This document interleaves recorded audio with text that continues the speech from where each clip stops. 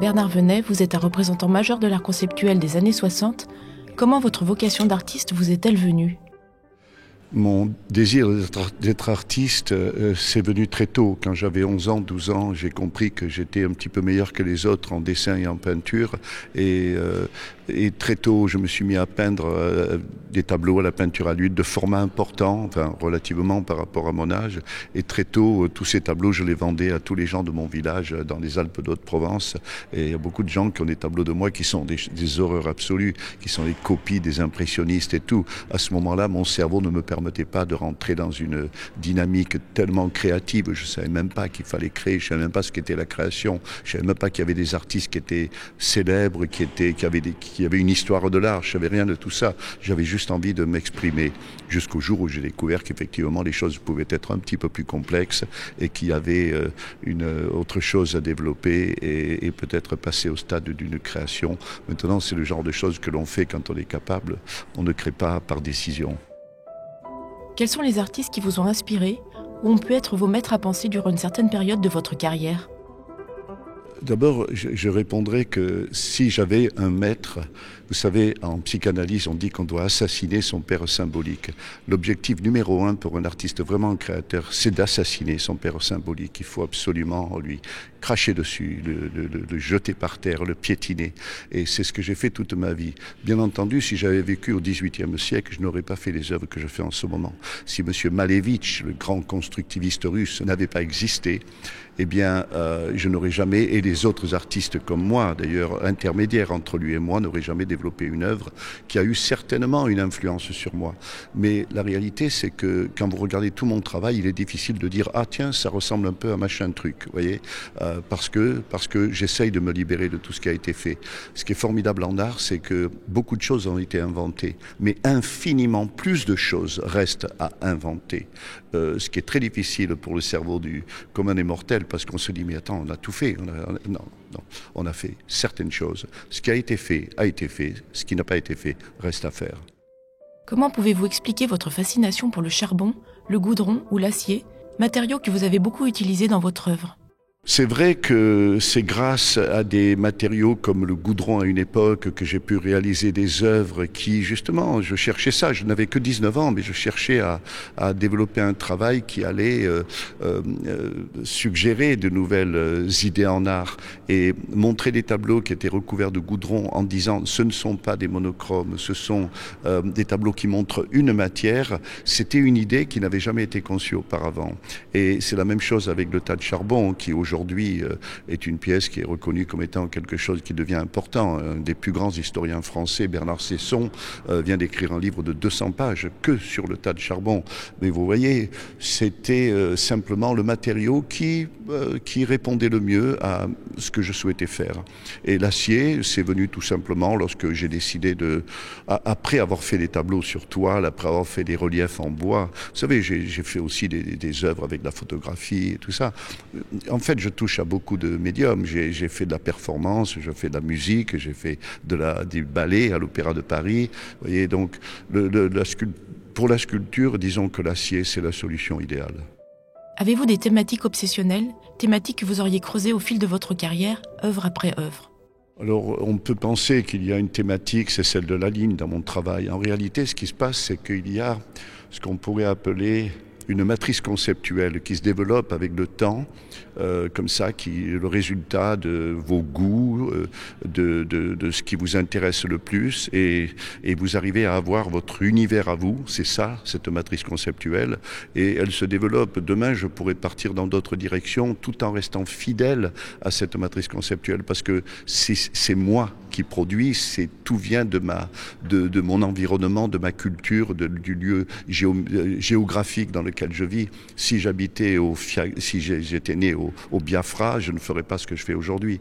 Donc je dois reconnaître tout ça.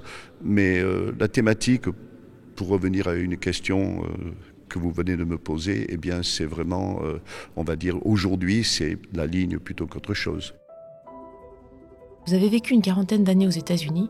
Quelle part de votre œuvre y avez-vous développée ? Y a-t-il une différence, selon vous, entre le rapport des Français et celui des Américains avec l'art ?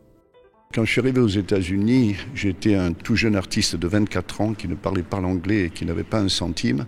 Mais par contre, qui avait pour lui d'être très informé sur ce qui se passait aux États-Unis, en art très très contemporain. Et tout de suite, je suis parti visiter les grandes galeries. Le deuxième jour de mon arrivée, j'ai vu Andy Warhol, une exposition chez Leo Castelli. Le troisième jour, je suis allé au Whitney Museum et là, j'ai découvert quelque chose qui a été une révélation énorme pour moi. J'ai découvert des artistes de l'art minimal et j'ai vu qu'ils entretenaient, il y avait une relation réelle entre leur travail et celui que je faisais. Si je suis honnête, je répondrais qu'ils étaient beaucoup plus avancés que moi, ils étaient beaucoup plus radicaux, on va dire, que moi, mais les orientations étaient les mêmes. Et ça a été une très bonne nouvelle pour moi parce que en France, tout le monde s'était mis à faire de la peinture figurative en réaction contre l'expressionnisme américain et je me sentais très seul et très isolé et personne ne s'intéressait à ce que je faisais. Et tout à coup, j'arrive aux États-Unis, je rencontre ces artistes. En même temps, l'objectif, ce n'est pas de faire comme eux. L'objectif, c'est d'aller au-delà. J'étais beaucoup plus jeune que j'avais 8 ou 10 ans de plus ou moins qu'eux. Et c'est comme ça que j'ai créé ce qui a été important dans mon travail. C'était cette période conceptuelle où j'ai introduit le langage, et particulièrement le langage mathématique, dans des œuvres d'art. Un concept qui n'avait jamais pu exister. On ne peut pas penser que quand on met une équation mathématique sur un tableau, on fait une œuvre d'art. Bon, j'ai fait la démonstration contraire. Avez-vous à ce jour un grand projet non réalisé ? Je peux vous parler de celui qui est vraiment un rêve. Le rêve actuel, en tout cas, en ce moment, ce serait de réaliser une pièce qui s'appelle La Promenade des Arcs, qui est pour l'Arabie Saoudite. Et j'ai fait des photomontages et c'est en ce moment dans les mains du prince d'Arabie Saoudite pour voir si on peut le réaliser. C'est une pièce qui va coûter des millions et des millions et des millions à réaliser parce que c'est extrêmement ambitieux. Et ce sera des arcs qui sont installés dans on va dire, je simplifie, je ne sais pas comment le dire, mais dans un bassin où il n'y a pas d'eau, de 200 mètres de long. Il y a des arcs qui sont appuyés contre les murs de ce bassin, qui sont soit verticaux, soit posés en diagonale, soit posés horizontalement dessus.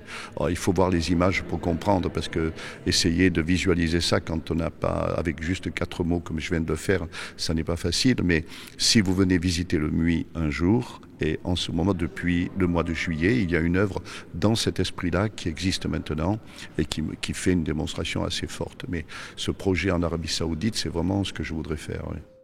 L'utilisation de l'IA en art vous inquiète-t-elle ? L'intelligence artificielle, pour moi, est une chose absolument fantastique. Je suis dedans tous les jours en ce moment. Demain, je reçois 47 étudiants qui sont dans ce domaine-là et qui viennent travailler avec moi, pour moi. Ils vont travailler pendant plusieurs mois dans une école à Nice spécialisée là-dedans. Je vais par exemple, j'ai l'objectif de faire un avatar de moi. J'ai enregistré déjà 7 heures de langage de moi, de mes connaissances, de ma culture, de tout ce que je fais, de tout ce que j'ai réalisé. On va prendre aussi tout ce qui a été écrit sur moi, tout ce que j'ai écrit aussi. Tout ça va être mis en intelligence artificielle. Et dans quelques années, les gens viendront chez moi, ils verront un avatar de Bernard Venet. Ils pourront poser des questions sur mon travail, sur mes idées, sur quoi que ce soit. Je ne serai plus en vie et on pourra poser des questions et on aura des réponses à tout ce que j'ai pu penser tandis que j'étais en vie. Donc je suis absolument en faveur de l'intelligence artificielle. Même lorsque cette IA crée des œuvres à la place de l'artiste ? Les gens manquent d'optimisme et d'imagination quelquefois. Ils voient des obstacles. Dans la réalité, ça va être un plus énorme. J'espère même, je vais vous dire, qu'un jour, on pourra venir me voir, je ne serai plus de ce monde, et on dira à l'avatar, mais qu'est-ce que vous feriez si vous aviez des idées, si vous pouviez créer aujourd'hui ? Mais non seulement c'est une idée, mais je voudrais beaucoup qu'on réalise ce que je vais vous dire et je répondrai, je dirai voilà, on peut faire encore cette œuvre. Je ne serai plus de ce monde, mais l'avatar le sera encore. Mais il aura acquis tellement de connaissances de moi. Il saura comment je pense aujourd'hui. Et donc, à partir de ça, il y aura encore des choses à créer que l'avatar proposera.